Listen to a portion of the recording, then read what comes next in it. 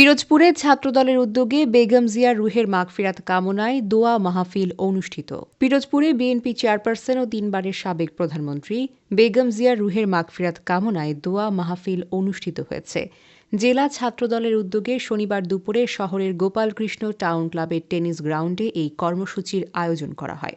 জেলা ছাত্রদলের সভাপতি সালাউদ্দিন তালুকদার কুমারের সভাপতিত্বে এবং সাধারণ সম্পাদক মাহমুদ হাসান শাহিনের সঞ্চালনায় দোয়া মাহফিল ও সংক্ষিপ্ত আলোচনা সভায় বক্তব্য রাখেন বিএনপির কেন্দ্রীয় নির্বাহী কমিটির সাংগঠনিক সম্পাদক অ্যাডভোকেট বিলকিস জাহান শিরিন, জেলা বিএনপির সাবেক আহ্বায়ক ও পিরোজপুর ১ আসনের বিএনপির মনোনীত প্রার্থী অধ্যক্ষ আলমগীর হোসেন, জেলা বিএনপির সদস্য সচিব সাইদুল ইসলাম কিসমত এবং যুগ্ম আহ্বায়ক এলিজা জামান, জেলা বিএনপির সাবেক সদস্য সচিব ওয়াহিদুজ্জামান লাবলু। এছাড়াও বক্তব্য রাখেন কেন্দ্রীয় ছাত্রদলের সহ সভাপতি হাফিজুর রহমান সোহান ও জুয়েল মৃধা, যুগ্ম সাধারণ সম্পাদক শাকিল আহমেদ, সহ সাধারণ সম্পাদক আলামিন হোসেন সহ অন্যান্য নেতারা। কর্মসূচিতে বিএনপি ও ছাত্রদলের জেলা, পৌরসভা, সদর উপজেলা এবং বিভিন্ন উপজেলা ইউনিটের বিপুল সংখ্যক নেতাকর্মী অংশগ্রহণ করেন।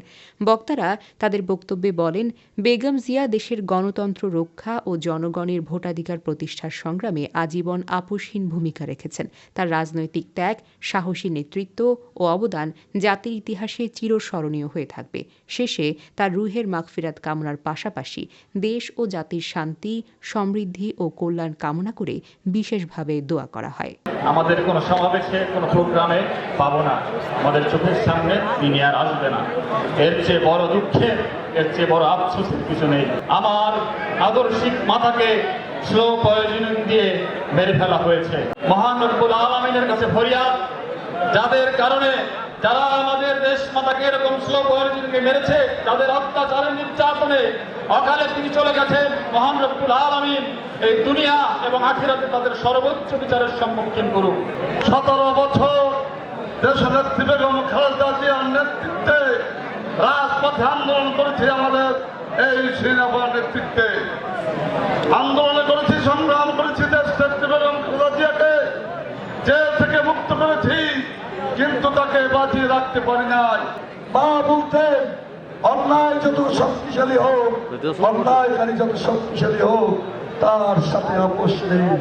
যে কারণেই তোমার সেই এয়ারপোর্ট থেকে ফিরে এসেছে। প্রিয় সন্তানগণ, তোমাদের প্রধান কাজ লেখাপড়া করা। মায়ের নির্দেশ ছিল রাজনীতি করবে, লেখাপড়ার ফাঁকে ফাঁকে লেখাপড়া করবে, মানুষ হবে। তোমরা বিশ্বের দরবারে যখন এই জাতীয়তাবাদী দলের পতাকা নিয়ে যাবে বাংলাদেশের নাগরিক হিসাবে, তখন আল্লাহ তাআলা মায়ের ওই কথার কারণে তোমার সফলতাকে সদকায়ে জারিয়া হিসাবে মায়ের কবরে চলে যাবে ইনশাআল্লাহ। যতবার ম্যাডাম বরিশাল এসেছে আমি তাকিয়ে থাকতাম যে এরকম একজন মানুষ, এরকম একজন নেত্রী, এত সাধারণ বেশভূষা তিনি নেতৃত্ব দিয়ে যাচ্ছেন। মাত্র তখন তার বয়স 33 কি 34। তখন তিনি বিধবা হয়েছেন।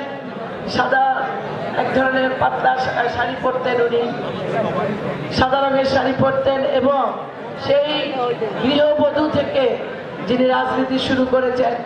আজকে আমরা যারা ছাত্রদল, আজকে আমার যে পরিচয় দিক না কেন, আমি সাবেক ছাত্র নেত্রী, এই পরিচয়টাই আমার সবচেয়ে গর্বের পরিচয় বলে আমি মনে করি।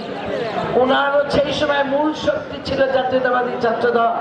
হুসাইন মোহাম্মদ এরশাদের সে আন্দোলন, হুসাইন মোহাম্মদ এরশাদের সে নির্যাতন, স্বৈরাচারের বিরুদ্ধে তিনি কঠিনভাবে মোকাবেলা করেছিলেন সেই সময় ছাত্র সমাজকে সাথে নিয়ে, এবং ছাত্র সমাজের নেতৃত্বেই হুসাইন মোহাম্মদ এরশাদের পতন ঘটিয়েছিলেন বেগম খালেদা জিয়ার নেতৃত্বে।